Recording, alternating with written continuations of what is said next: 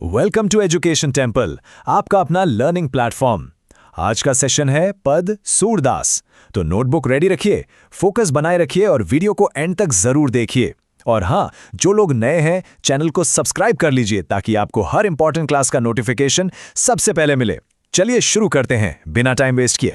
सोच के देखिए क्या होता है जब दिल टूटा हो और आपका कोई नो इट ऑल दोस्त आकर आपको लॉजिक का ज्ञान देने लगे, मतलब इमोशंस को इलॉजिकल बताने लगे। बस सूरदास के ये पद इसी क्लासिक फाइट के बारे में है। एक तरफ टूटा हुआ दिल और दूसरी तरफ हाई लेवल ज्ञान। देखते हैं कौन जीतता है। तो इस कहानी में आगे बढ़ने से पहले चलिए मिलते हैं इसके क्रिएटर से, इसके रचयिता से, सूरदास जी, जिन्हें पोएट ऑफ इमोशंस भी कहा जाता है। तो ये हैं सूरदास जी, 15th सेंचुरी के महान कवि और महाप्रभु वल्लभाचार्य के शिष्य। इन्हें ना दो चीज़ों का मास्टर माना जाता था। एक तो वात्सल्य रस, यानी जो माँ और बच्चे के बीच का प्यार होता है, और दूसरा श्रृंगार रस, यानी रोमांटिक लव। सच कहूँ तो उनकी कविता इंसानी एहसासों का एक आईना है, अब परफेक्ट मिरर। अच्छा, तो इस पूरे इमोशनल ड्रामा की सेटिंग क्या है? कहाँ से शुरू हो रही है ये कहानी? सीन शुरू होता है वृंदावन में। तो सीन कुछ ऐसा है कि श्री कृष्ण वृंदावन छोड़कर मथुरा चले गए हैं। हाँ, जाते जाते एक प्रॉमिस जरूर करके गए हैं कि वो लौटेंगे। और पीछे वृंदावन में गोपियां बस उनका इंतजार कर रही हैं, दिल में एक छोटी सी उम्मीद लिए। अब गोपियों के लिए तो हर एक पल एक साल जैसा लंबा हो गया है। ऐसा लग रहा है जैसे उनकी सारी खुशियां ही चली गई हैं। इंतजार का ये जो गहरा दर्द है ना, इसी को विरह वेदना कहते हैं। मतलब सेपरेशन का, जुदाई का सबसे तीखा, सबसे पेनफुल एहसास। गोपियां तो इंतजार कर रही थी कृष्ण का कि वो खुद आएंगे, लेकिन कृष्ण ने भेजा अपने एक दोस्त उद्धव को, और उद्धव अपने साथ एक बड़ा ही अजीब सा मैसेज लेकर आए थे। देखिए, उद्धव थे तो बहुत ज्ञानी, मतलब प्रॉपर प्रोफेसर टाइप, पर इमोशंस के मामले में थोड़े क्लूलेस थे। उन्होंने आते ही गोपियों को लेक्चर देना शुरू कर दिया।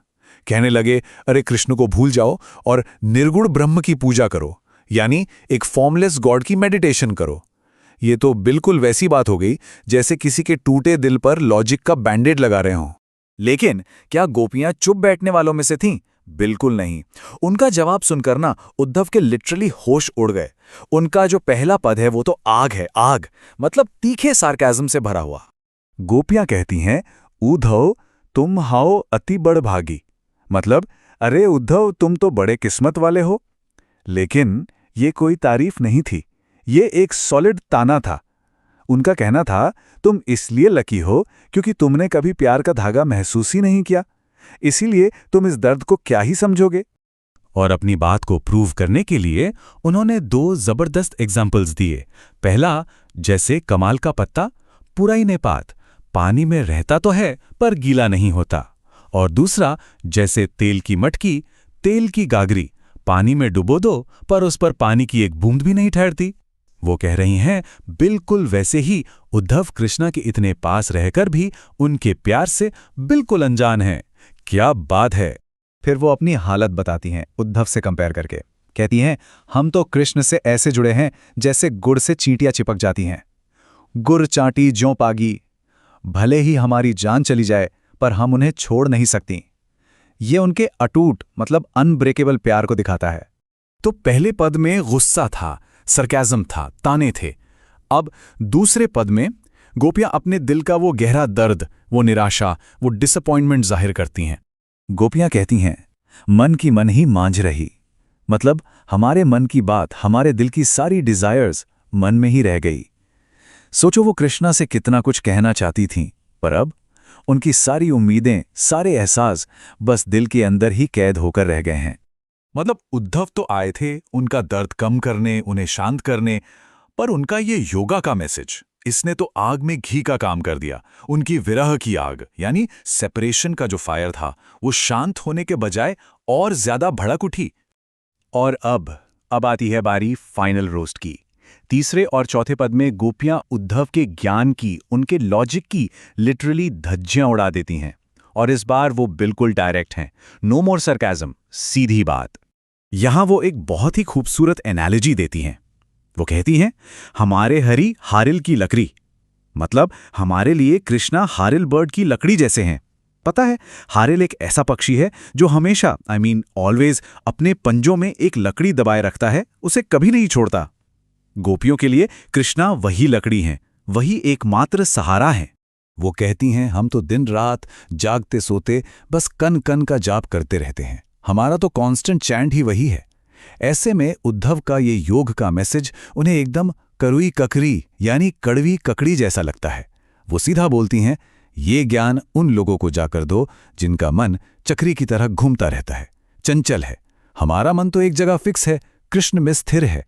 और अब आगे है गोपियों का फाइनल माइक ड्रॉप मोमेंट, उनका आखिरी वार जो सबसे तीखा, सबसे शार्प है। वो कहती हैं, हरि है राजनीति पढ़ी आए, यानी लगता है अब कृष्णा ने पॉलिटिक्स पढ़ ली है। ये एक जोरदार ताना था। इसका मतलब साफ है कि कृष्णा अब चालाक हो गए हैं, चतुर हो गए हैं, पॉलिटिक्स खेल रहे हैं। खुद तो आए नहीं और बदले में ये योगा का बोरिंग सा मैसेज भेज दिया। तो इस पूरी बहस का, इस एपिक शोडाउन का आखिर नतीजा क्या निकला? लव वर्सेस लॉजिक, दिल बनाम दिमाग, कौन जीता? यहां सब कुछ एकदम क्रिस्टल क्लियर है। एक तरफ है गोपियों का प्रेम मार्ग यानी पाथ ऑफ लव, जिसमें इमोशन है, डिवोशन है, दिल है, और दूसरी तरफ है उद्धव का ज्ञान मार्ग यानी पाथ ऑफ नॉलेज, जिसमें लॉजिक है, मेडिटेशन है, दिमाग है।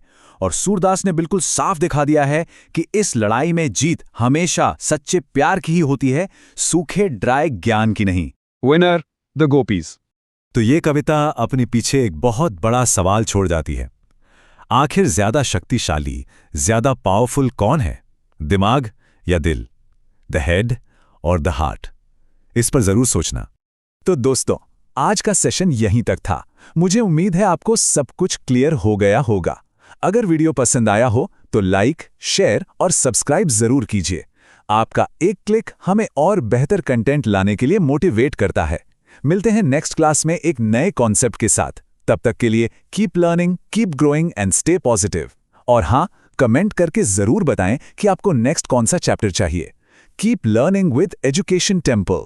और अगर आपको क्लास 8 to 10th के किसी भी सब्जेक्ट के नोट्स चाहिए तो तुरंत व्हाट्सएप कीजिए 7014242188 और 8559886634 पर।